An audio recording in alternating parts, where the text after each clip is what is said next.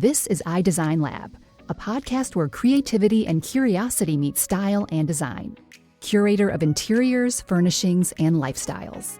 Hosted by Tiffany Woolley, an interior designer and a style enthusiast, along with her serial entrepreneur husband, Scott.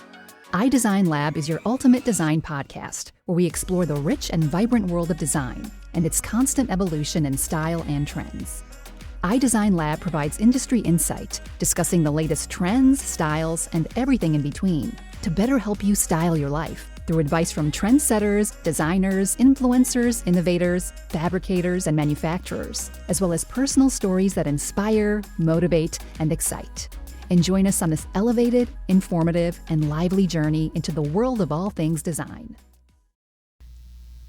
Welcome to the iDesign Lab, where we tackle everything that you can think about having to do with design. Today, we're going to talk a little about ugly design. We're going to have a little bit of a conversation about how ugly design is everywhere in our life. And we normally don't even think about it, realize it. We sometimes laugh about it. And actually, sometimes, and a lot of times, ugly design does very well in retail and does very well as a business, from either logos to design of products or the way things work. Well, it has a lot to do with form equals function. So sometimes those two things don't equal beauty. So, I think a funny example that kind of gets everybody's brain jogged is the Crocs shoe. Correct. Because obviously they're not attractive in any way, shape, or form. However, it is a billion-dollar brand. Right. So when Crocs came out, everyone looked at it saying, what is that? Yeah. God, like how ugly could that be? Why would someone wear that? Exactly. But it became very, very big. Even like most chefs use some sort of croc. I don't know exactly why, because I think it's I don't either. ergonomically. An ergonomic situation, yeah, which we've comfortable. Talked about before. So that's another reason that leads to ugly design too. Ergonomics in general doesn't lead to beautiful design. I think sometimes the beauty is in its cleanliness. Well, Crocs are comfortable, and Crocs are clean. It's it's one material. It's not busy, even though it's got a lot of detail. It's very simple. Yeah. So we wanted to spend a few minutes today on this podcast just to talk about ugly design, like Crocs, as we just mentioned. Another one that everyone kind of forgets about, but there's that one time of the year where everyone it comes right back in your face, are and they call them the ugly Christmas sweaters. Oh, yeah. I think everybody probably has owned one or worn one and laughed about it. I've had a few over the years, and when I would get one, I would say, I'm not going to wear this. This is as ugly as could be. But then I find myself... It's nostalgic. It's kind of a feeling. And we operate on feelings in this world we live in nowadays. Right. And just think of how many people have had ugly sweater or ugly, sweater parties, or you have to attend the party wearing an ugly sweater. Yeah, they still do. It's like a thing. You're right. And I go back to the form and function, but also, as I just said, feelings, because so much about design is a feeling. And I know even in the interior design field, a lot of, high-end designers that I actually follow and, look to for reference and inspiration, some people might be like, oh, that's ugly. So beauty really is in the eye of the beholder. Correct. And there's some people who find simplicity ugly. There's some people who find, over design ugly. But I kind of go back to with design as like what has stood the test of time.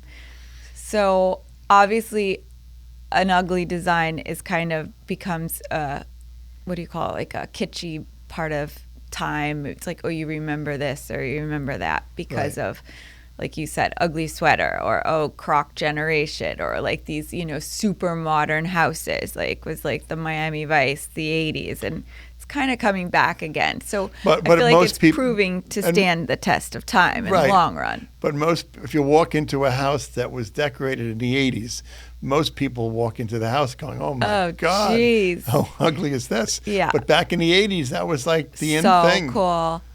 And now, like, you do walk into homes and you walk into places that are full of like a time warp, and you do be like, oh my goodness, like how can somebody keep this? And I mean, whoever thought of a round bed being like a great idea? Right. I mean, it's kind of, so there's some things through generations and through time that we kind of scratch our head at. But for the most part, I feel like so some beauty's ugly in the comes eyes. in and out over the years. So Right. some It's a fad. ugly stuff, is a fad. But then there's also ugly, like I think about Gap. Gap changed their logo a number of years back, and they changed just the font to a Helvetica font, and there was such an uproar over what it looked like that literally 6 days later, Gap quickly changed it across, all of their retail platforms and stores, putting it back to the logo or the font that we know today. Well, sometimes with design or referring to ugly design, it could also be really, in a nutshell, the lack of design. Mm-hmm. You could even say Apple is an ugly design, the brand of Apple. Their design is very sterile. It's very minimal. There is really Simple. no design. Right. It's not like of beauty, but the beauty is in its simplicity. So it kind of taught us to appreciate it. So sometimes ugly design gets appreciated over time and over as people's tastes evolve and grow, your appreciation. Well, some of the ugly design is the lack of design or the lack of information. Great example of that is IKEA. IKEA in almost everything that you buy, and it's a huge, huge multi-billion-dollar retail company. But when you buy something, almost everything has to be assembled.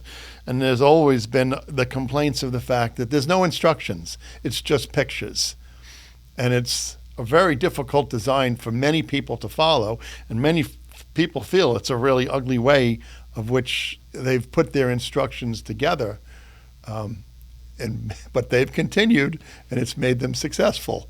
Well, and it's also because of that, people have talked about it. People complain about it, but well, they still say as long as they're talking about you, it's a good thing, right? Right. So ugly design sometimes really works and is very helpful if it is ugly, because you'll get more PR out of it. I think more that exposure. was probably the truth for Crocs as well. And I'm sure there's others along the way we could consider that fell into that same category. Right. But then there's other, like the internet.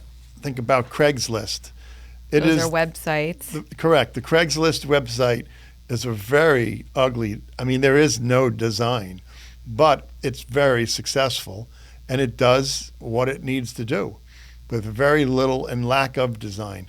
Almost it's like a throwback to when the internet first started, and they haven't changed it.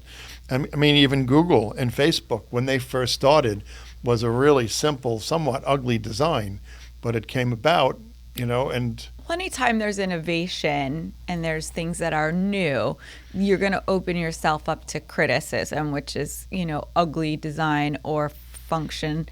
And I feel like those feelings evolve over time. And same thing, like whenever, like I know, like they've mentioned, like when the Olympics changed their logo in London, and just things when people aren't prepared for those changes, all of a sudden it's like, oh, that's ugly. I know, like when we drive around town and there's a new building going up, that you're familiar with, that Walgreens used to be on the corner or what have you. But when you're driving around, you'll be like, oh, that's what they're putting there? Oh, like how did that pass, the building department, after I deal with the building department on a daily basis, making our life miserable as we're trying to make things more beautiful. Or even when it's historic properties, we're definitely trying to preserve beauty and history. They make our life crazy, but then all this ugly design gets approved. Like, how does that even happen? that I don't have an answer for. But if you think But about, it's a feeling. But there's also design where some of the ugly design is intentional. Spirit Airlines, when Spirit Airlines launched, they wanted to be known as an inexpensive airline to fly. So they wanted to look cheap. So they wanted their logo. They wanted the way in which their planes were, painted up, logoed up. Yeah. Was done to Goofy. look kind of cheap, and that it would resonate with people going, oh, that's an inexpensive airline. That's Even the so way in which funny. the interior of the planes were designed was All kind those of to colorful- make you feel as though this is a Low rent. yeah. Again, you said feeling. So I really think a lot of this is feeling. So, and beauty is in the eyes of the beholder. Right. But going back to the 1950s with McDonald's, when McDonald's The launched, golden arches. the golden arches, people didn't quite understand. Okay, McDonald's and an M, but people thought, like, what kind of design, what kind of logo or design is that? Didn't make sense. People thought back in the 50s and the early 60s when McDonald's was starting out that it was an ugly design. But people don't think about that today because it's a $1 billion international brand, everywhere on the planet. Well, think of like even the 80s is definitely like hallmarked by neon and, the 80s kind of owns ugly design, Right. Not just in residential, but just in the overabundance of kind of ugly, I guess. It's really, We'd love to hear from people on what they think is ugly design.